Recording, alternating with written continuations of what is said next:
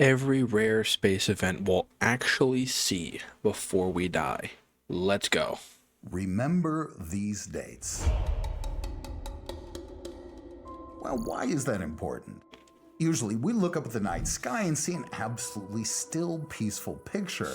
It feels like Not the where I'm universe at. has hit pause. But that's a grand illusion. Right now, for example, an asteroid the size of a skyscraper is hurtling towards us at breakneck speed. In a neighboring constellation, a dead star has reached critical mass and is about to light up the sky with a thermonuclear explosion. Meanwhile, I'm just our very own moon stuffing is about myself to on take public a subs in the brutal fucking nearby hit. parking lot. We'll watch the flash in real time. The craziest part, these main shows won't happen in some abstract future, but right within our lifetimes. To see the first one, you won't even have to wait decades or even years, because it's happening right now in 2026. If you look at the constellation Corona Borealis, you'll see a bright new star. It shines almost as bright as Polaris, even though just yesterday there was no visible star there at all. It seems like the night sky has simply been adorned with another bright little dot. But don't let that fool you. Hidden behind this steady light is the epicenter of a colossal catastrophe. In the T Corona Borealis system, a super dense little white dwarf orbits in tandem with a massive red giant. They're so close to each other that for decades, the dwarf's gravity has been siphoning off its neighbor's gas. All this hydrogen accumulates on the dwarf's surface.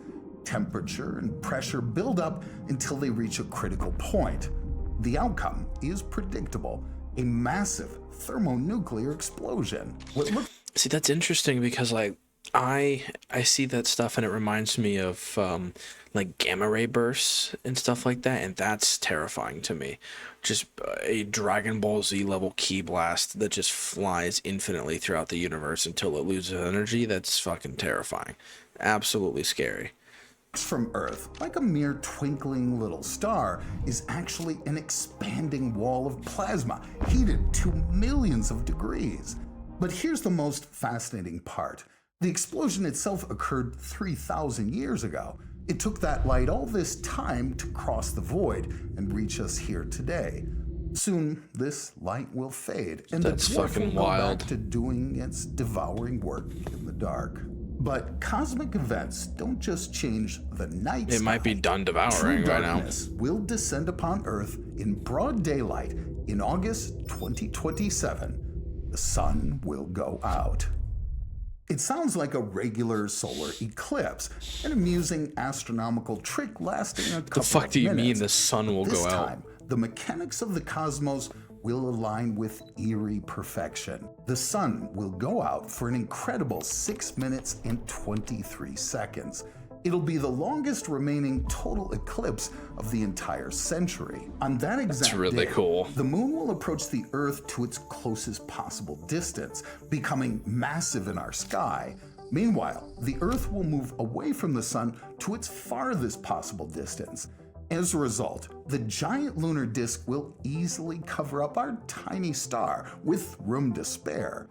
Such a perfect alignment of orbits is an incredible rarity. That's wild. You won't even really see the coronal disk. 300 kilometers wide will slice across the planet from southern Spain to Yemen. It'll plunge the Egyptian pyramids in Luxor into darkness and sweep directly over Mecca. What's more, the shadow will race across the planet at a terrifying speed of around 2,500 kilometers per hour. You couldn't outrun this darkness even on a Boeing passenger jet. Could you just imagine that, bro? You're just fucking standing outside. It's like 4 o'clock in the afternoon. You're walking to work, and it just literally just pitch black. And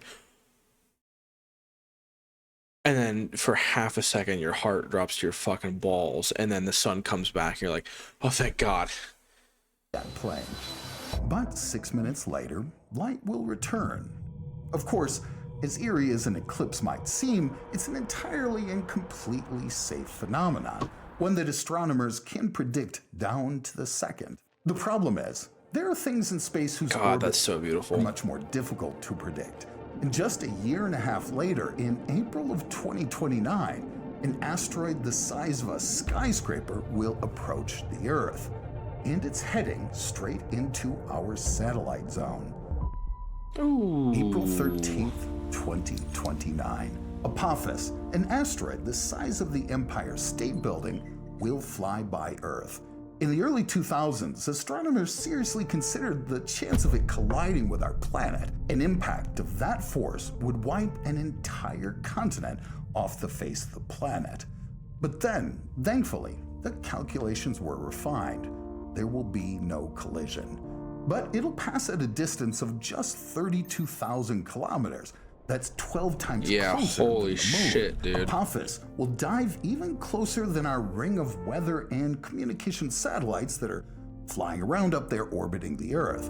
And amazingly, in Europe and Africa, you'll be able to see it with your naked eye just by looking up, a glowing dot sliding rapidly across the night sky. At the moment of closest approach, Apophis won't just fly by. Earth is a gravitational heavyweight. When the asteroid enters our zone of influence, the planet's tidal forces will literally begin tearing it apart. Gravity will pull on the near side of Apophis much. I was gonna say it's also just gonna like completely pull it and change its direction. That's gonna be. I mean, I'm not gonna be anywhere where I can see it. Excuse me. I'm not gonna be anywhere I can see it, but it's, man, would I fucking love to. Like, I would love to be there for that. Can you just like? It's insane too. There's a video I gotta watch, but just something of that size and how much damage it could do, and you just really wouldn't think it would do that much damage, but it could do a lot. Harder than on the far side. This will trigger massive asteroid quakes, or should we call them Apophis quakes? Anyway, Earth will warp the shape of this rock, as well as alter its rotation and permanently rewrite its orbit. But objects without Earth's immense mass and lacking a dense atmosphere don't stand a chance, which is exactly what our moon is going to experience firsthand in 2032. For months, astronomers monitored the asteroid 2024 YR4. The probability of this 60-meter wide rock crashing into the moon in December 2032 was 4.3%. It's a little big. For orbital mechanics, 180 feet, critical threat 183 level. feet. The moon has no dense atmosphere to tear the object apart. A rock weighing hundreds of thousands of tons would slam into the surface at full speed. The explosion's energy would be around 15 megatons, hundreds of times more powerful than the bomb dropped on Hiroshima. The blast would kick up a cloud of debris that could be fatal to lunar orbiting satellites. New radar data from ground-based observatories have allowed us to rewrite the trajectory.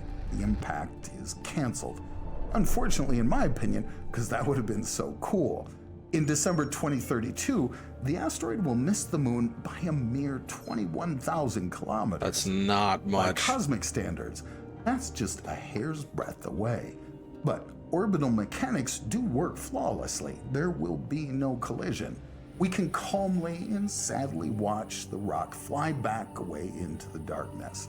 But as it fades away, the night sky is already thankfully preparing an entirely different, this time incredibly bright. Dude, like, and I'm just talking about like what I'm watching. Dude, it's like, it's so fucking beautiful. Dude, how bad I would kill to go and take my wife to a like low light pollution zone, or how much I would kill to find one somewhere. Like, there's publicly recorded areas where you can go and look at like the light pollution. I forget the name of the scale. I think it's like a B. Is this, it starts with a B is the name of the scale, maybe. But there's regions of the United States, there's regions of the world that are rated to have low to zero light pollution. And unfortunately, a lot of people visit all of the public ones, and you can't really visit the private ones because, well, they're on people's property.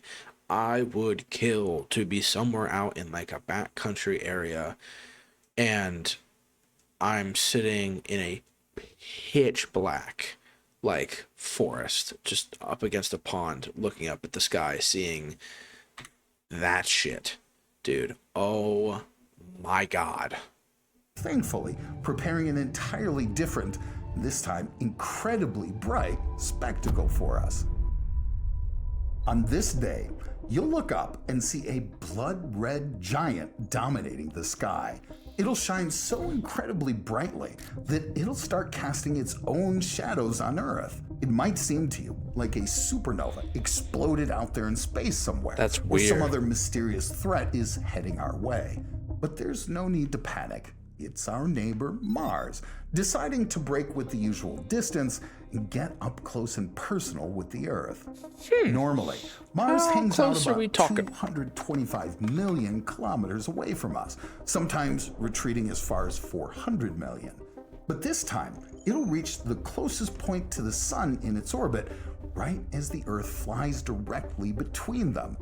The distance will shrink fourfold, collapsing to a mere 55.9 million kilometers. That's really cool. In cosmic terms, that's practically just an arm's length away. This will be the historical record of the century. The last time Mars came this close was back in 2003.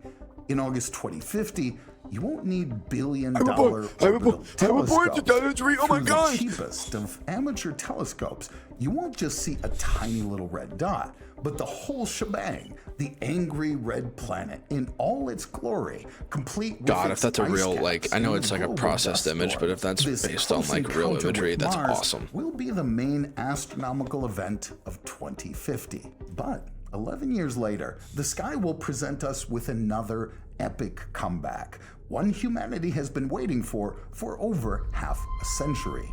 Can you guess? Halley's Comet? Yeah, that's right. Halley's Comet.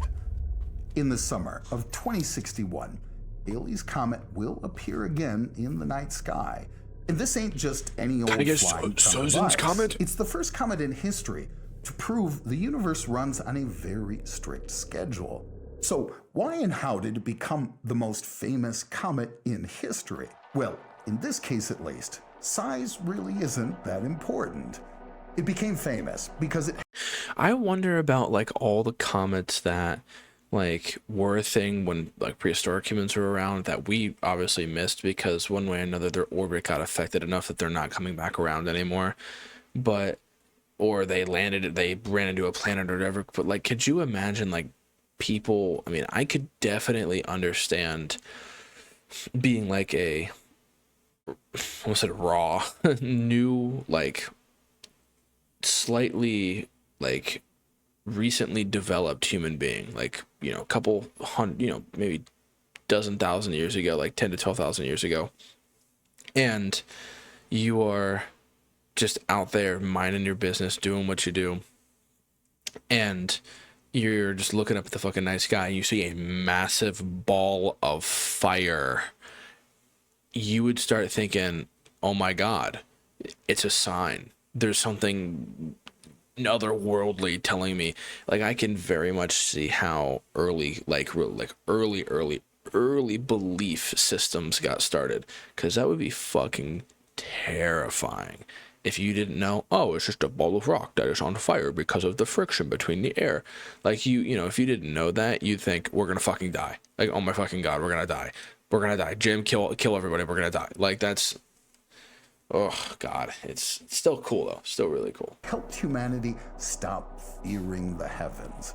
Until the 18th century, comets were considered harbingers of the apocalypse. They appeared out of nowhere and sowed panic in the streets. But astronomer Edmund Halley destroyed that fear with math. That's right, he proved that these objects that had so terrified Europeans for centuries, they weren't different omens of doom, but the very same rocks returning again and again on a clockwork schedule. Halley's Comet, tethered Vodka to the and beef sun juice. by an invisible gravitational chain, comes for a return visit every 76 years. And by the way, it's the only comet that a human being has the chance of seeing twice in their lifetime. During its last visit in 1986, it was frankly disappointing. Earth and the comet were unfortunately on opposite sides of the sun on that pass, at a massive distance from each other. So for most people on Earth, the legendary comet looked like a tiny, blurry little gray smudge. People had run out and bought binoculars in droves, but even then, seeing anything impressive was difficult, to put it mildly. But in July 2061, orbital mechanics will give us some payback. We'll be on the same side of our close is it gonna star be? at the perfect distance. We'll finally be able to see that magnificently bright tail in all its glory. By the way, that tail is actually the comet boiling alive. Yeah. It's As all it the approaches minerals the and shit sun, coming out. this 15 gases, kilometer rather. wide chunk of dirty ice will be roasting in the vacuum of space. It'll shed millions of tons of matter, fly past us, and dive back into the darkness until 2134. It'll leave behind nothing but a long trail of dust. So, Halley's Comet is a quiet, predictable show, just ice melting in the void. But for the next item on our calendar, we'll switch genres to something that will show us true primal fury. Is this gonna be like some kind of massive supernova, or like ray burst, fucking explosion, dude? I said it in the beginning of the video, I'll say it again. They're fucking terrifying. I mean, I think just solar emissions and solar flares alone can be terrifying because of how dependent upon like modern technology we are. So could you imagine something that has like millions of multipliers on top of what we're used to in terms of levels of energy just blasting through the universe? In 2083, a new star will suddenly flare up there in the skies above the Earth. It'll appear out of nowhere and in a matter of days be become 80. the brightest point in the night sky, outshining Sirius and Venus. For a few weeks, this light will alter the familiar pattern of the constellations. You might think it's a supernova, the death throes of a giant star. But this isn't the death of one star. No, this is the catastrophic head-on collision between two. Right now, the V Sagittarius system is a pair of dim stars locked in a gravitational death grip. A dead white hope we'll be dwarf alive to is see literally that. sucking the plasma out of its neighbor. Because of this, they're rapidly losing orbital speed and spiraling towards each other. This is going to be so cool. In 2083, the distance between them will drop to 0. The white dwarf will plunge into the core of its neighbor. This isn't just a collision, it's a fatal merger that will trigger a ginormous thermonuclear explosion. Eventually, the glow will gradually fade, leaving behind one star instead of two. This is the largest catastrophe of our century that we'll be able to see with our naked eye, or hopefully you have two. But even this merger of two stars pales Stupid in ass fucking comment. comparison to the event awaiting us next. Is it the I can't talk. I'll call you in 5 minutes. In March 2092, just cut it out?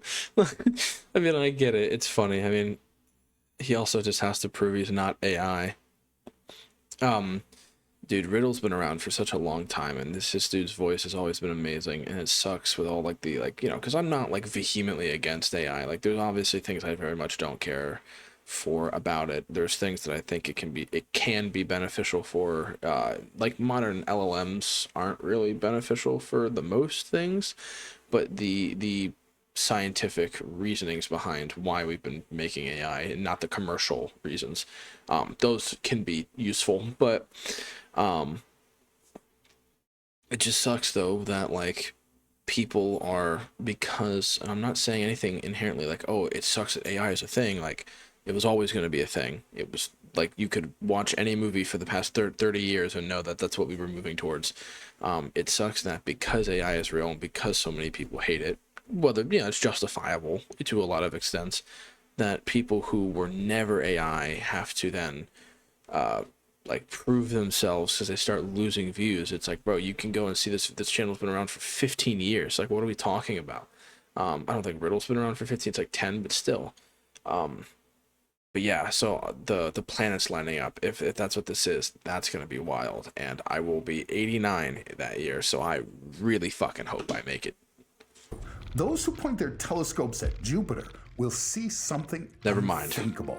The planet's 4 largest moons will disappear, merging into a single gleaming point. After the thermonuclear explosion of V Sagitti, you might think we're going to witness another massive cosmic collision. But this time, there will be no catastrophes.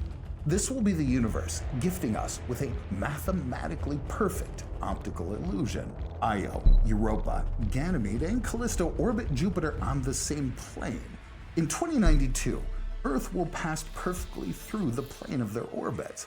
Orbital rhythms will align in an exceedingly rare parade. Some of the moons will pass directly in front of Jupiter's disk, blending into its clouds, while the others will vanish into the giant black shadow behind the planet. Even better, the moons will begin to eclipse one another. Massive Ganymede will cast its shadow directly onto the ice of Europa, blocking its light for the earthly observer. This deceptive geometry will only last a couple of hours. Then the moons will emerge from the shadows and the Jupiter system will return to its usual state. Like We might mathematically, actually witness with fucking piece of shit.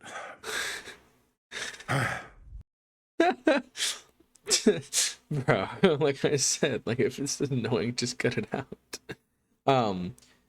Like mathematically, that's cool, but I guess the not to be like pessimistic, but the other part of me is like, okay, what does that matter though? Like if I can't see it because they're all in line, then it's like, well, what's the spectacle to witness besides just the mathematical chance that they're all lining up in a void? Like I'm not saying it's not cool, but I could take or leave that one. Right now, above us, there are events already set in motion, some unfolding slowly, some building towards moments we might actually witness within our lifetimes. The sky is not static, it's a timeline, and it's moving. All it asks is that we remember to glance skyward. By the way, if you're enjoying this new format, I'd be absolutely delighted if you subscribed, turn on notifications, drop a like, and of course, let me know what you think in the comments. Your support really does motivate me to keep creating and to keep making these videos better. See you in the next one.